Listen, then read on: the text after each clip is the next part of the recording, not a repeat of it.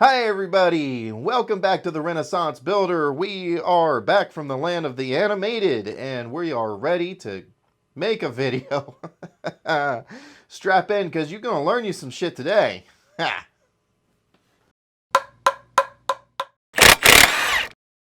Alright, so seriously, today's not going to be a very big video. In fact, I haven't edited this yet, so you're going to see how long this video is before I even know how long this video is. I love timetables. Anyhow, this is not going to take that long, but there's some good information we're going to go over. And here's what I've got. I have this here used contactor. Now this contactor was replaced because the points on the contactor are becoming pitted, which can lead to welding of the points, which can lead to single phasing and just bad things happen. So that's why this contactor was replaced, preemptively avoiding a bad situation. That has nothing to do with the actual mechanism of the contactor and the electromagnetic force that pulls in and the springs and all the rest of that stuff. That still works perfectly fine. So when I was replacing all these contactors, I decided to take them apart because, well, if you ask anybody in my family, that's what I do. I take things apart. Anyhow, yes, I got to stop saying anyhow. Got to stop doing that. When I took apart these contactors, I noticed something interesting. Now, a contactor is an electromechanical switch. What does that mean? That means we use electricity to create a mechanical action switching something. Now, what actually happens is we put electricity through a coil. That coil sits on top of a, what do you call that? An iron core, which produces a magnetic field, a directed magnetic field. That magnetic field then pulls on a plate that is attached to a spring, compressing the spring and also causing the points in the contactor to make or to come in contact with the other points, creating a complete circuit, starting a larger electrical device. So it's an electromechanical switch. We use electricity to do a mechanical function, which then also changes another state of electricity, but that's how it works. So when I was tearing these things apart, I noticed something interesting. I noticed that the iron core that they use to manipulate the magnetic field, or to use the magnetic field produced by the coil of wire, the iron core is shaded. Now, what does shaded mean? Now, shaded are these little, you can see it. So this is the iron core, and these here little copper pieces off to the side are shaders. I believe I have this right, technically speaking. I could be wrong, so correct me if I'm wrong, but I believe these are called shaders. And the technical description would be a shaded pole.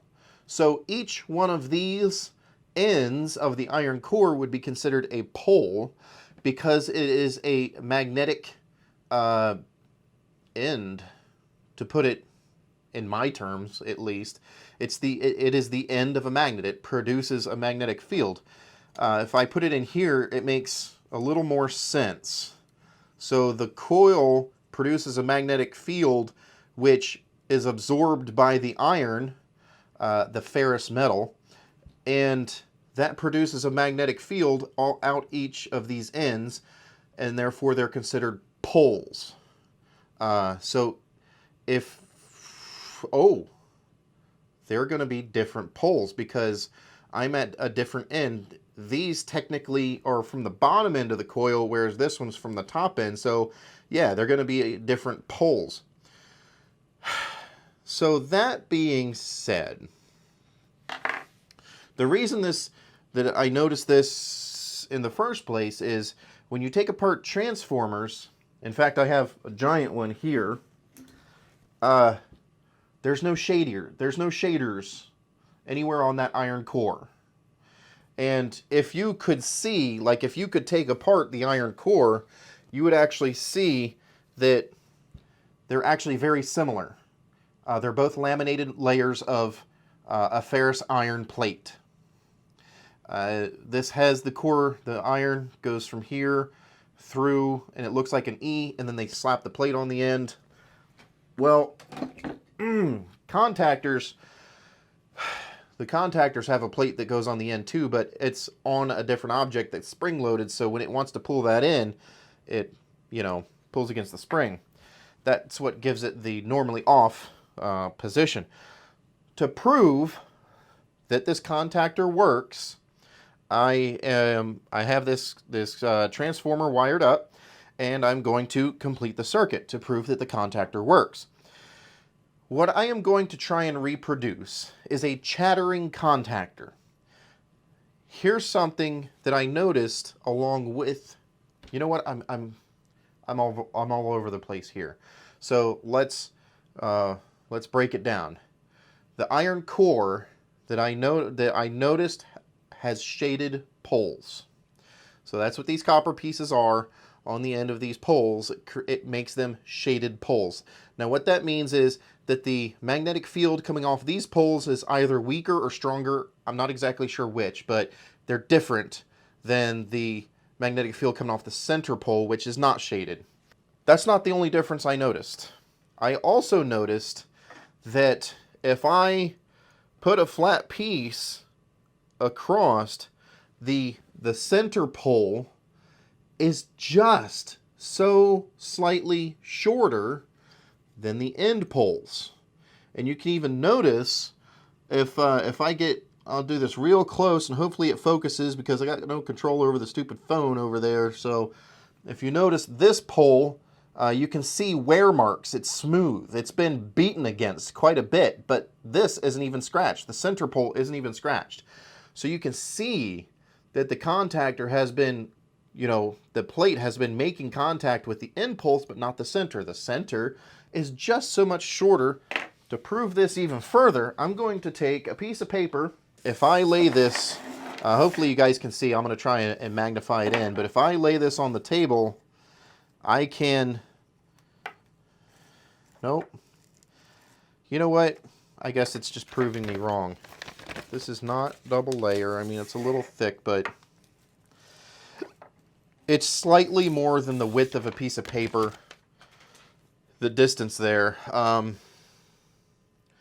You might can tell what I'm talking about to prove it if I put two of them together so it doubles the distance. But if I squeeze this together, you can still see just a hair, like a hair's distance in between them.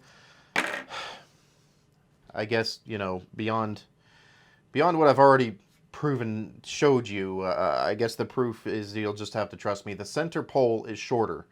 If you don't believe me, go ahead and take apart your own contactor and see. I'll bet you it's the same way. Either way, I'm thinking to myself, when I took this apart, I'm thinking to myself, why would they make shaded poles on the iron core? And why would the center pole be so much shorter than the end poles? So I'm thinking, one of the ways that contactors go bad is they start chattering, and that means that the electrical voltage used through the coil, the magnetic field produced by the coil, is not strong enough to actually hold the contacts down. And the thing that I always found odd is that, well, it's not like anything changed. You still have the same voltage most of the time. Sometimes voltage drops and that's a thing, but you still have the same voltage. The wire number didn't change. The magnetic field didn't change.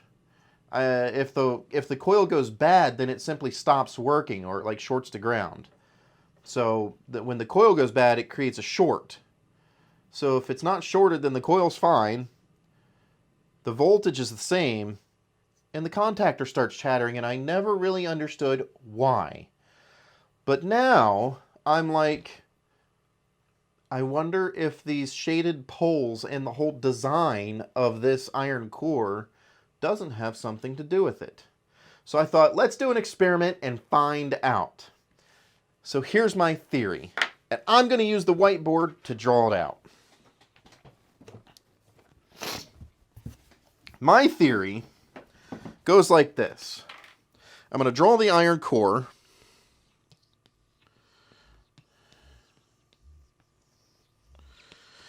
And then the shaders, right? So I've got the iron core and then the shaders on the end. Now I have a plate on here that is spring-loaded. So that when there's no magnetic field, the plate goes up, and when there's a magnetic field, it pulls down. Now, when you're pulling against a magnetic field, you need to have holding force. Well, here's what I'm thinking. When this plate comes in contact with this iron surface, the fact that it is a ferrous iron, which is what makes it magnetic, affected magnetically in the first place, the magnetic field that is already enveloped around this iron core transfers into this plate. Well, if the magnetic field that's in the plate becomes the exact same as the magnetic field through the rest of the core, then there's no holding force. Magnetic fields don't, magnets don't attract the same pole. They attract the opposite pole or a different pole. So that's what I'm thinking is going on here. If we shade the end poles and then we make sure that it never comes in contact with the center, then when the magnetic field gets transferred to this plate, it is still different than the magnetic field that's pulling on it in the center, which then creates the holding force. So that means, if I'm correct in that, that means that when a contactor is starting to chatter, it's actually making contact with that center pole and balancing the magnetic field, which then cancels the holding force, lets the contactor back up. As soon as it disconnects, that magnetic field becomes different and it pulls it down again, creating a repetitive chatter. Like it's letting loose and pulling and letting loose and pulling and letting loose and pulling. So that's my theory. I want to try and prove it. And the way I'm going to try and prove it is first sanding down these poles so that they're all exactly the same. And then if that doesn't work, I'll take the shaders off and see if that changes it. So any good scientific experiment needs first oh darn it, I forgot what it's called. It's the test. It's the test that you know is good. Forgive me for being ignorant, but I forgot what it's called. So I'm going to plug in this here transformer so that we can turn this contactor on. It's only 24 volts. Not that big of a deal. Oh, I got to turn it on too. Ah. All right. So this wire goes to this wire. So when I make contact with these, this contact closes. I'll put it over here so you can see it, hopefully a little better. I'll try and digitally magnify in on this, and then you can, see. So that contactor is working perfectly fine. Aside from the points are shot, right? So you wouldn't want to use this in a critical environment. The points are shot, but the holding force works just fine. So that's our initial test. Let me turn this back off. Now, instead of, working on one of these and then you guys being like, oh, well, you pre-messed that one up, I'm going to take this one apart and see if we can prove it or not. Right here in front of you. Don't tell me I'm going to need a smaller screw. Oh, no, we're good. So off comes the back plate.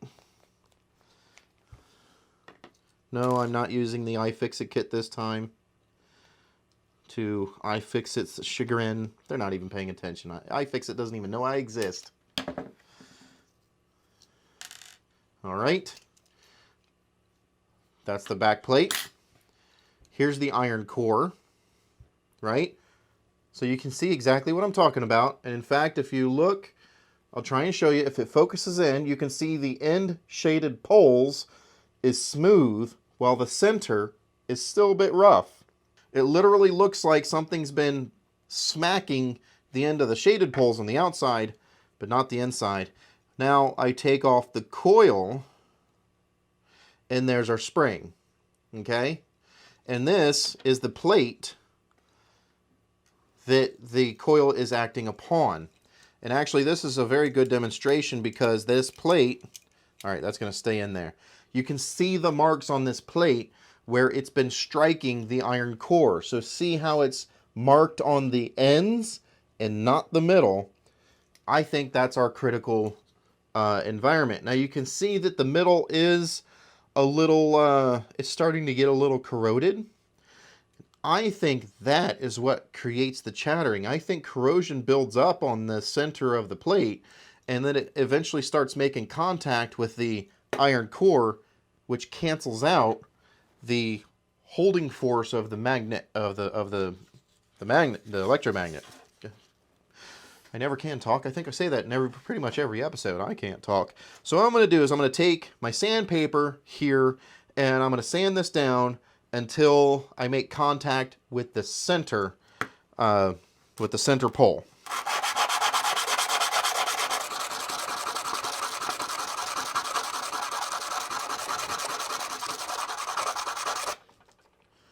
All right, now we are definitely making contact with that center pole. All right.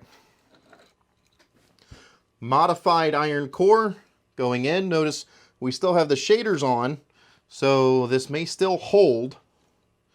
If this still holds, I'm going to take the shaders off and see if that makes the difference. All right, modified iron core. Put the plate back on, put the screws back in.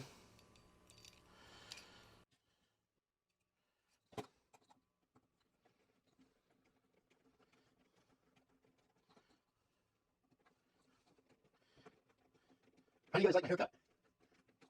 I bet you don't like my haircut. Because I don't have a haircut. Haven't had time to get a haircut. So my hair's a mess. And I'm not even going to apologize for it. All right, let's hook this thing back up. This is alternating current, so polarity is not an issue. Okay, turn the transformer back on. And let's see what happens.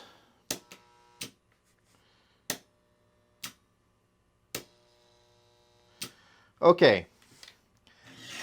It still has holding force. It's buzzing a bit more. It is buzzing. But we still have holding force. It's not chattering. So let's take the shaders off and see if that makes a difference. Give me my pliers, pliers.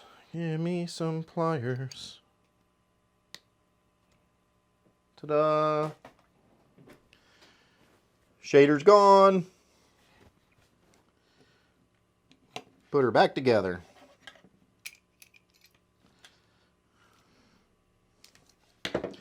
All right, we're back together. Turn the power on. Get the wire out of the way. And let's see what happens. Hear that? Now, to be fair, it still isn't chattering. So I didn't prove the chattering bit. But I did certainly prove that the manufacturers are using shaded poles and contact surfaces to manipulate the magnetic fields, creating a holding force out of what otherwise would not have one. So, like if you heard that contactor, you'd be like, whoo, that thing's going bad. Yeah. So, this test was a success. Yes! We win!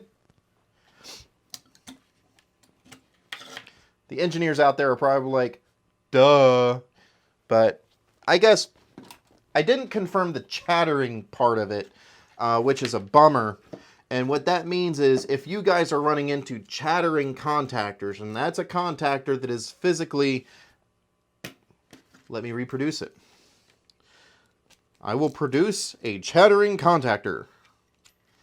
Hook all this back up again. Turn that back on. This is what a chattering contactor does.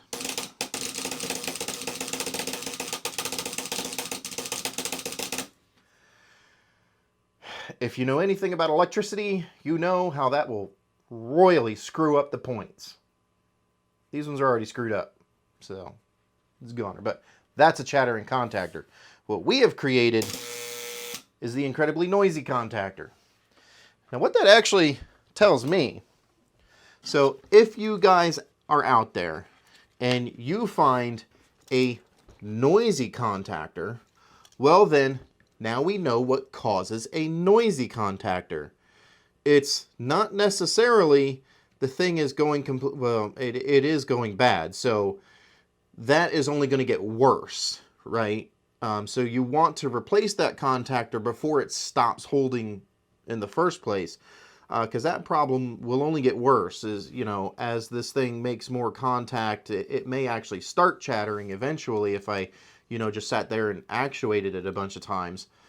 Maybe. But if you got a noisy contactor, you're dealing with the manipulated magnetics are not doing what they're supposed to.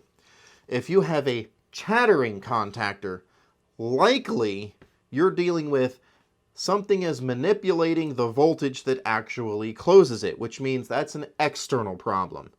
So there's an HVAC tip for you. If you have a buzzing, noisy contactor, likely the problem is the contactor. If you have a chattering contactor, likely the problem is something else. You need to find that problem, because if you go and replace a chattering contactor and think that's going to fix the problem, you're probably wrong. And you're probably going to be back there on a free return call finding out what actually was the problem. Ha! Anyhow, so there's our lesson for today. Now, that, I think, was some interesting stuff.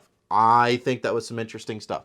The fact that, you know, some engineers sat down and figured out how to manipulate magnetic fields to accomplish this is, I think it's pretty smart. I find that very interesting. So, I'll bet you guys learned something today, and maybe you actually stuck around for the end of this video. Because I know you don't stick around for the other videos. I can see the average watch time. You know that, guys. I'm watching you.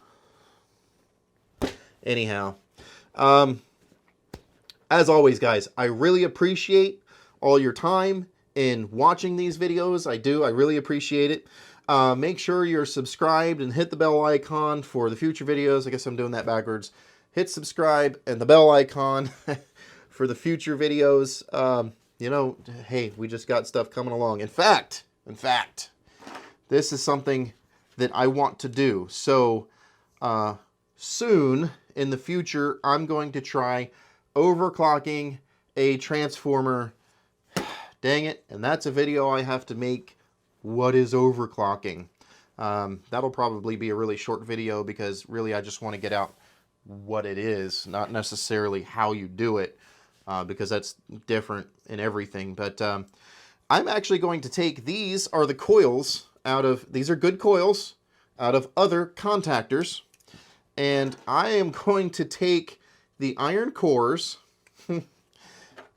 and modify them to create my own transformer